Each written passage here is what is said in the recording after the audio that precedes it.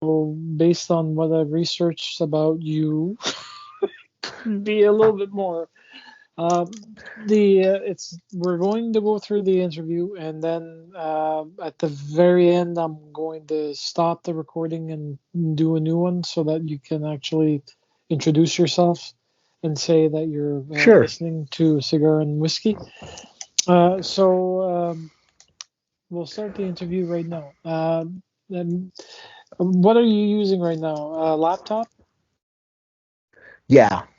Could you push it just a little bit more so I can get your face in frame? Uh, Yeah, that's how's better. that? That's much better, Okay. actually. So, Okay. folks, I've got a very interesting and fabulous blues Canadian gentleman in front of me.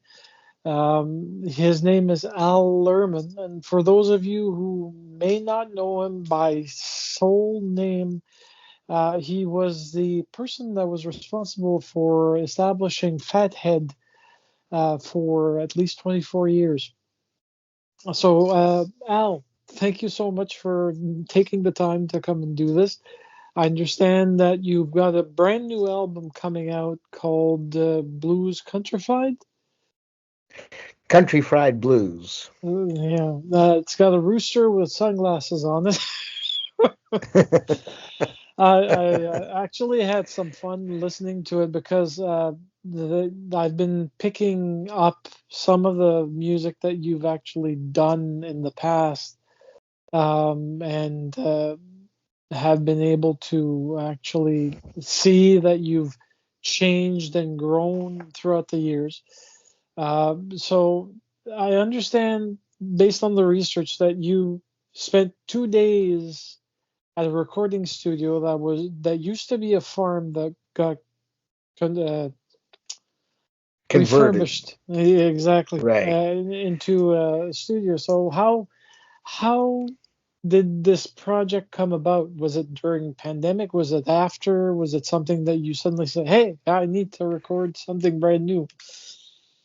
Well, it seems every 2 or 3 years I've accumulated enough material that it's time to do another record. And I was talking to Alec Fraser, who produced it and played bass on it, and I said, "What do you think about doing another record?" He said, "Yeah, let's do it." And we called around a few studios, and um, the Ganaraska Recording Company is about an hour and a half east of Toronto. And I thought, using Toronto musicians, they're not going to want to come out there. But then when I found out we can stay there overnight, everyone said, "Yeah, let's do this." And it was just the best. It was so, it was like camping out. And we just played music all day long and all night. And, nobody's really watching the clock. And I thought, when we finished after our, usually it's 8 or 10 hours that you're, constitutes a studio day. And at the end of that, my wife was bringing down all sorts of food for us, so we didn't have to go out. And I thought we would just be chilling in the evening. And then the next thing I know, someone said, "Hey, let's cut another tune." And so we started recording at night. And it was just, it wasn't work at all. It was just a lot of fun hanging out with those guys and making a racket. No, nice. Now I understand that you, other than being a singer, songwriter, harmonica player, and also sax, I think tenor sax. I played sax for a long time in my career, but as my solo career took off, I was playing less and less saxophone. And during the pandemic, I decided to sell it. And that was a good time to Okay. do it because the money came in handy. And I just don't have the opportunity to do that many saxophone gigs. And it's certainly an unforgiving instrument if you leave it in the corner without playing it for too long. Yeah, it sounds like pretty much any musical instrument that's put into corners and then not touched for a very long while, they tend to be unforgiving. Yeah. So for this particular record, I fortunately did not take note of the amount of tracks, but you did more than 10 tracks. I think it's around 13, isn't it? Yeah, there's 13 cuts on there. Okay. Now, out of the cuts, how many of those are your songs? I believe 9 are originals and the other 4 covers.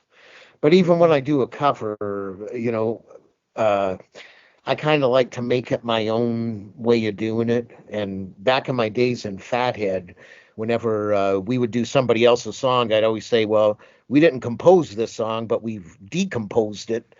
And that's what I that's what I like to do. There's a Hank Williams song on there that's quite different than Hank's version, and that's kind of a fun thing to do. Just do your own arrangement on it. Yeah. Now, the album is coming out actually tomorrow. No, no, So on Friday. on Friday officially. Okay. And So, yeah. so the album release is going to be done where? In, assuming Toronto. I'm not actually doing a bona fide release party. I have gigs all over the place, so everywhere I go, I'll be hyping that record. And at some point, it because these days I mostly just play solo, but I would like to get a gig together with all the musicians that played on it and do that. But obviously, it's not going to be by the time Friday comes, so that'll be down the road. Well, I can see it actually happening based on the friendships that you've made throughout the blues community. It's amazing. Now, folks, in case you didn't know, Al started off at the age of 16, if I remember correctly. You did, or was it 11? Well, I mean, I started playing when I was about 11 years old. I started playing harmonica and guitar, and I was playing in bands when I was 16, but it wasn't until I was 18 or 19 that I started playing bars and doing gigs. And, I did that for about 20 years and then put Fathead together. And that lasted 24 years. And now I've been on my own for 15 years or so, and Yeah, so it's going well. yeah, I know that you've got the Al Lerman band. So if you're not doing solo, you probably have musicians that tend to troubadour with you when you're touring or Right. doing some gigs.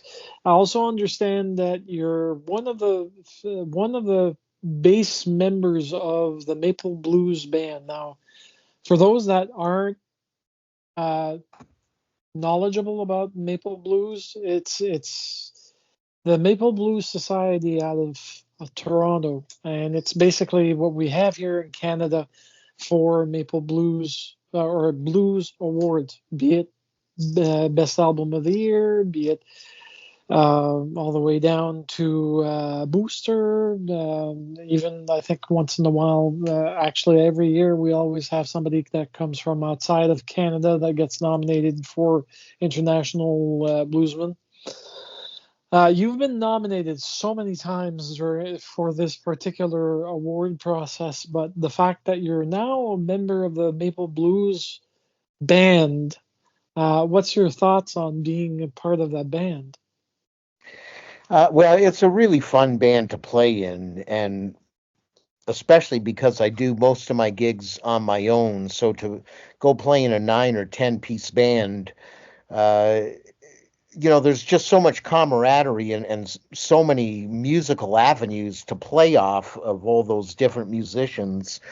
When you play by yourself, you have to do everything, and if you take a pause for a sip of water during your show, the show stops. But there's a lot more leeway when you got 10 people on stage, and I'm just the harmonica cog in this giant blues machine. But Uh, they're all such great players, and it's just a fun band to be in. and we only work a few times a year.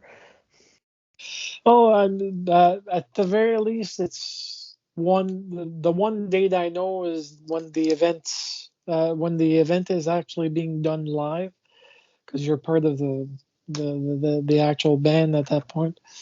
Now, I've noticed that you had some interesting gigs or participations. You're not only a solo performer and a lead man when it comes to it. You're also a backup performer or a side man. I've noticed that in some of the projects, especially for Morgan Davis here in Nova Scotia, you've actually participated on almost all of his albums. You also had other people that you participated, but did you maintain the friendships that you actually made during these participations?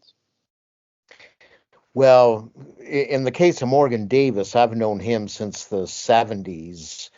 And we had a house gig in Toronto many, many years ago that we did for 5 years. So we've always been pretty tight. And yeah, I guess I've played on a bunch of his records. But, I'm a musician. And when you're a full-time musician, you got to do a lot of musical things to, make your rent at the end of the week. So, Yeah, playing on other people's albums or doing gigs with other people. But for the mhm. most part, I'm able to get by just working on my own thing. I noticed that most of your albums were under labels. Electrify, I think, was the last label that you tried to, and something happened where they didn't release the album. They decided not to publish, and you just took it and published it your own.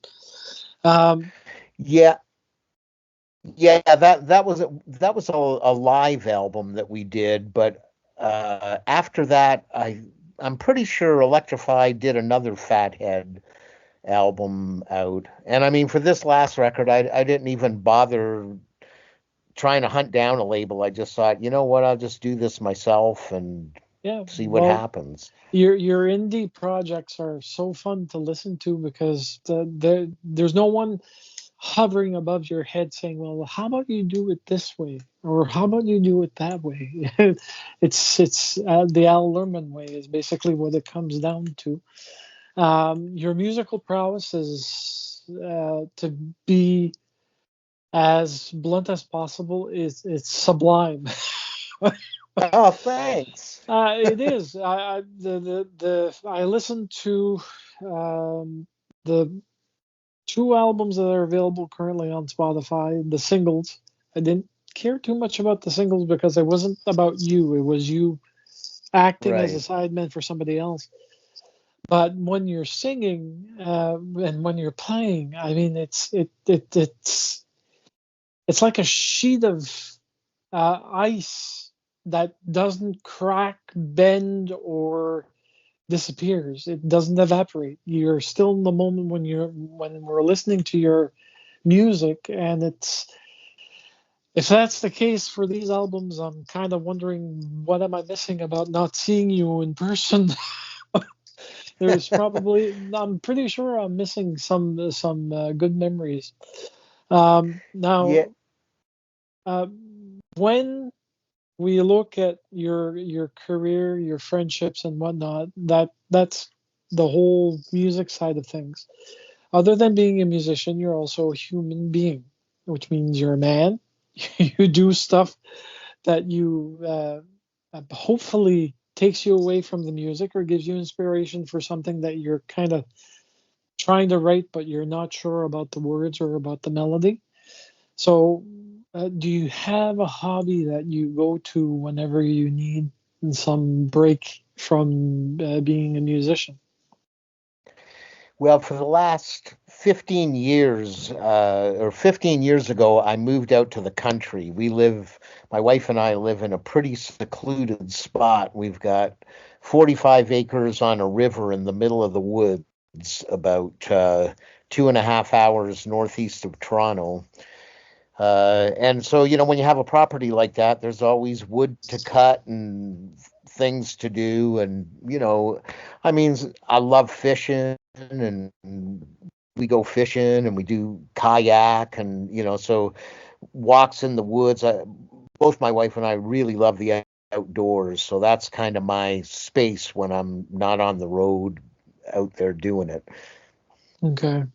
Now, with the fact that you're doing a lot of the gigs, wait a minute, you're 2.5 hours out from Toronto. So do you travel inside the city to for a round trip of 4 or 5 hours to do gigs? Oh yeah, that's real common. I'm slowing down a little bit. I'm slowing down a little bit now, I mean, Okay. and partially, being on the road now, like food is more expensive in Oh yeah. restaurants, hotels have skyrocketed. There's no more mom and pop $79 motels anymore, and car rentals, airfare, everything is up. And that coupled with the fact that I'm going to be turn 70 next week, Oh, and I've been doing this for over 50 years. It's I mean, your body is sort of saying like, hey, you're not slow down. 40 anymore. Well, Slow down a bit. So that you turn 70 in the next 7 days. You don't look at. oh, thanks. Maybe you got something on your screen. No, no, trust me, I've seen a lot of blues. Kingsley Ellis, for example, he's also I did a turning show a with page. him. There's a bunch of other artists that I actually did through this, and they were having fun with their careers, and they weren't slowing down. They were still promoting their albums, promoting themselves, promoting friends that played with them, and so on and so forth. I mean, it's like being in the kindergarten blues park because everybody gets to know everybody else either by name or by friendship or by collaboration, and you just build memories, and those memories keep the blues dream alive. So for many other generations that decide to come into it. So tell me about your favorite food. Now, this is a weird question, I know, but every single artist that I've interviewed, I've always asked the same thing. So, what's your favorite food dish? Oh God, I like a lot of stuff, I mean, I love lobster, talking to an East Coaster. I love stuff like jambalaya and, fried catfish. I love steak. I love ribs. I love Italian food. I love Mediterranean food. And I mean, here at home, because like said, we live out in the country, there's no restaurants around. So both my wife and I cook pretty good, we make all kinds of stuff at home here. So, uh, Any part maybe I'll give maybe I'll give this music thing another 50 years. If it doesn't pan out, I'll open a restaurant. that would actually make a splash. You'd be surprised because restaurants are few and far between that actually offer live blues. It's usually the odd, I call it Canadiana, which is basically anywhere between folks to roots and sometimes rock. Sometimes it's just a musician with a guitar doing covers and taking requests from the audience. But Right. it's one of the things that we had here in Moncton. At one point, we had one Italian restaurant that tried out having a live blues with Travis Furlong and his friend. Oh, I Um, know Travis. yeah, he's so so he seems to be known. But the restaurant owner decided to call it quits on the music because it wasn't really doing anything for his margins. And then maybe 2 or 3 months after that, he shut down the restaurant entirely. So Right. Well, he should have never got rid of the music. But no, here's what I've learned about, here's what I've learned about playing restaurants is you play a restaurant if you want to play a place where people aren't really going to listen to you. Because I mean, they're there to have a good time and talk and chat amongst themselves. So if I do something like that, it's very different. It's just kind of put my head down and burn through 30 songs or whatever it takes to get through the night. But when you come to a concert show, there's a lot of insight into the songs and some blues stories about some of the great players I've met over the years. So it's a total different experience when you actually get a listening crowd, that's and I true. prefer that. Yeah, well, I do too, and I'm not doing the playing, I'm doing the listening. But unfortunately, when you're in the I won't say cozy. Restaurants aren't cozy. They're bustling, and because of that, you lose a lot of the music to everybody else's voices. So,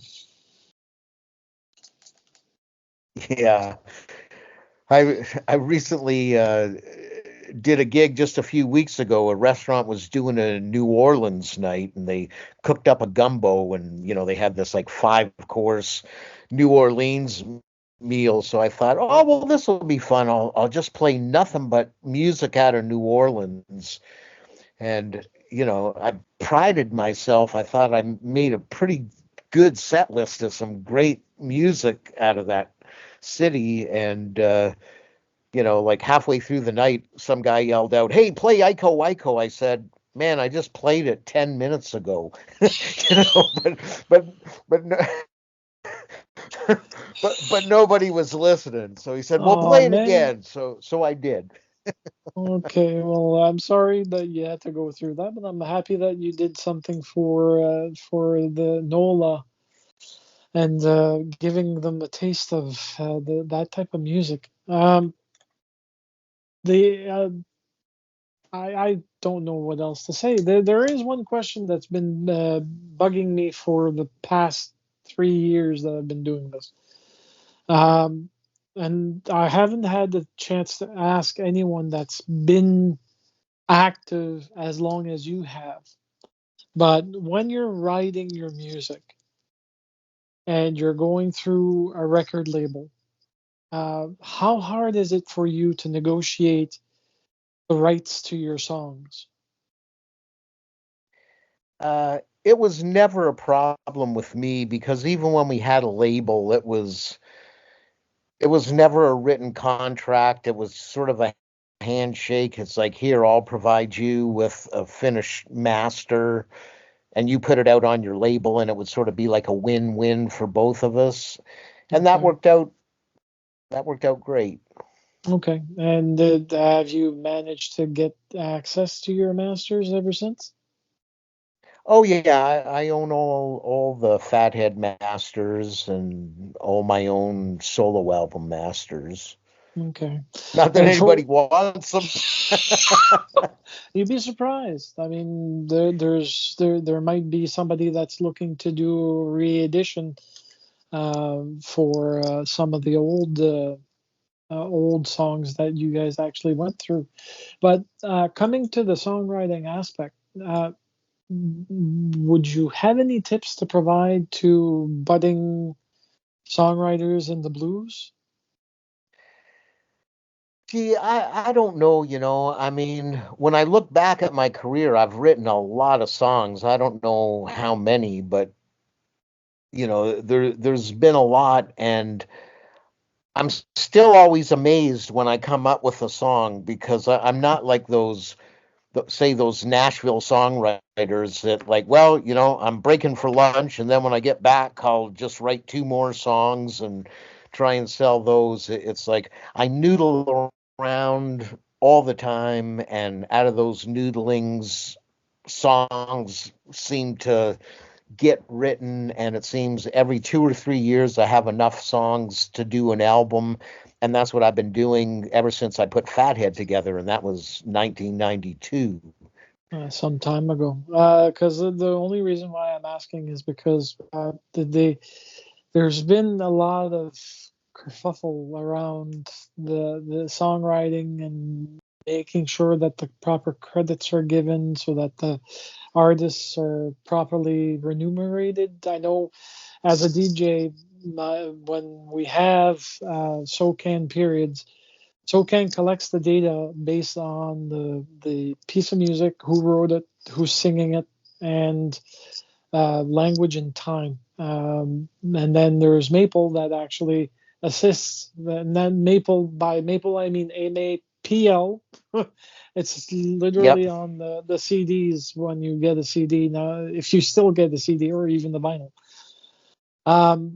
The information that we collect, that we put down and we submit to SOCAN is what they actually allow to provide you with money, royalties, basically on your songs.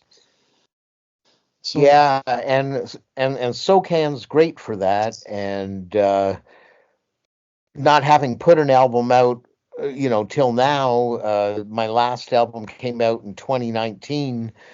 I really noticed there's been a big decline in royalties, like as you know, when something's new, it gets played a lot, but then it doesn't get played as much, so your royalties go down. So yeah, I'm hoping for some bigger checks once this record hits the airwaves. I think it will. I think it will. My sad part is that most of the music access that I do is mostly streamed. So not because I don't want to, because I've got 3,000 CDs in my collection that are all jazz and blues, but I can't play them at the station because they don't have a Tascam or a CD player. They decided to I go know digital.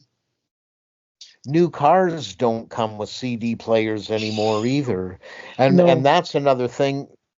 That's another thing that's impacted touring, because when you used to sell CDs at 20 bucks a pop, I mean, once you sort of make back your initial studio costs and Hmm.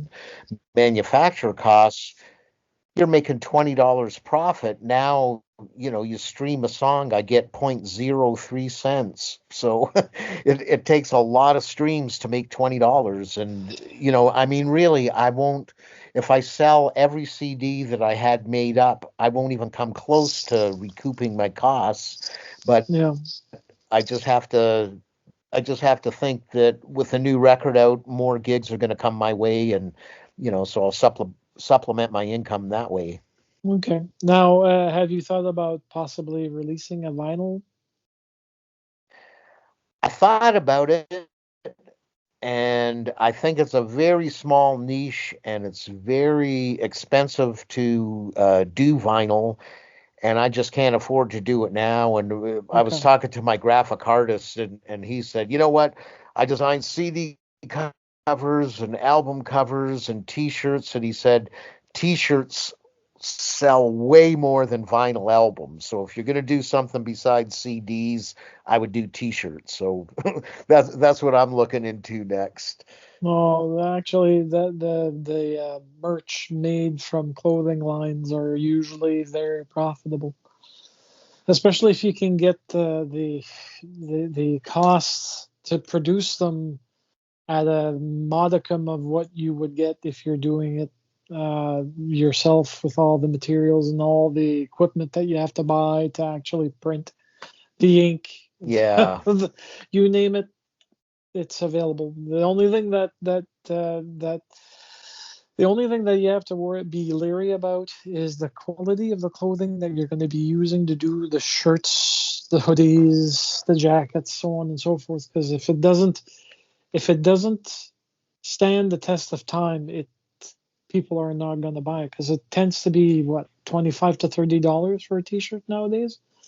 Yeah, so you got to get good T-shirts, and I always get a name brand, Gildan or Fruit of the Loom, 100% cotton T-shirts, things that are going to last. Well, that would Well, I work. feel like But I'm in the garment industry now. well, Al, all all I can say is that you're a blues royal man when it comes to everything that you've done in your past, your present, and your future.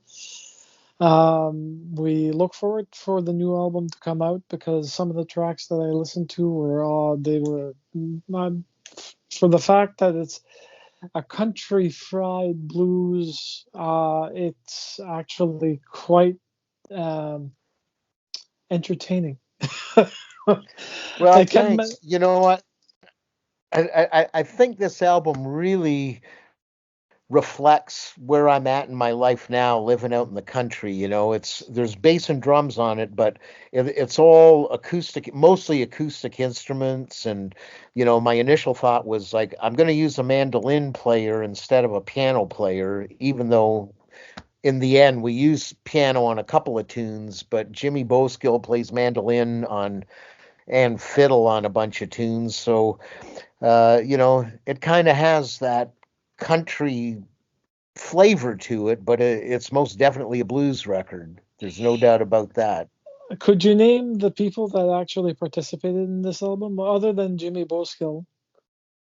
Yeah, I'd love to because they're such great players. Alec Fraser played upright bass. Chuck Keeping, who was one of the drummers in Fathead at one time, he played drums. Jimmy Boskill played guitar, mandolin, and fiddle.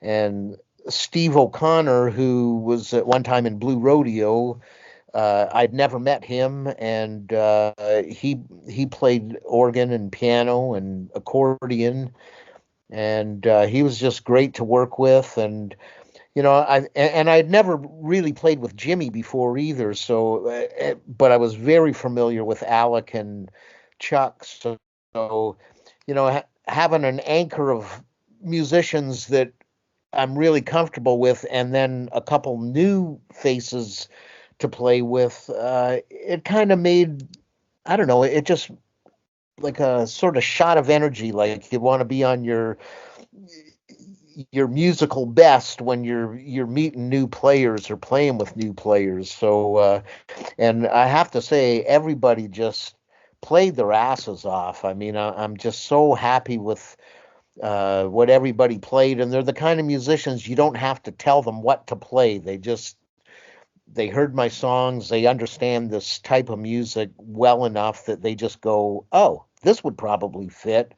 And it did. Just everything gelled, and I don't think there's anything on there that's older than take three. Everything was pretty spontaneous, and it just gelled.